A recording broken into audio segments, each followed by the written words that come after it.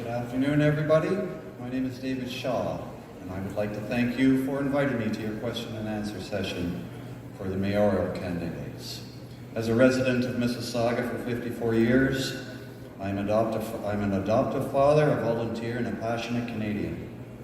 I am running for mayor because I would like to put the voice of the people back in the mayor's office, because I feel we are lacking that from our mayor currently. As a candidate for mayor, I am running on a platform unlike any of the other candidates.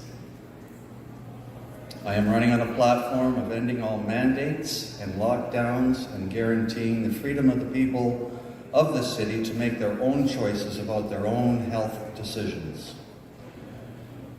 Currently, two federal parties, the CPC and the PPC, already announced that they would end mandates if they were to get elected.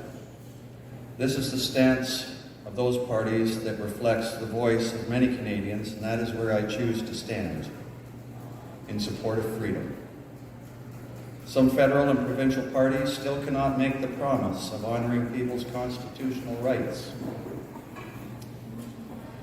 None of the other candidates are speaking about all the mandates that have happened in the past 2.5 years as if none of this has happened. People lost their jobs. Children's education was negatively impacted, and most importantly, people were coerced into taking a treatment that was not properly tested.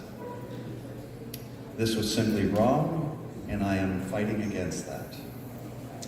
Another one of my platform issues is a 0% property tax increase, because the people of Mississauga need a break from increased costs of everyday necessities that was caused by inflation, which was in turn caused in part by failed policies. I will look into all wasteful spending by the city, and there is certainly some, and work to eliminate it. And this is how I will be able to allow a 0% property tax increase without loss of services or without loss of city jobs. Another platform issue is affordable housing. Our city used to get 25% of affordable housing in new builds.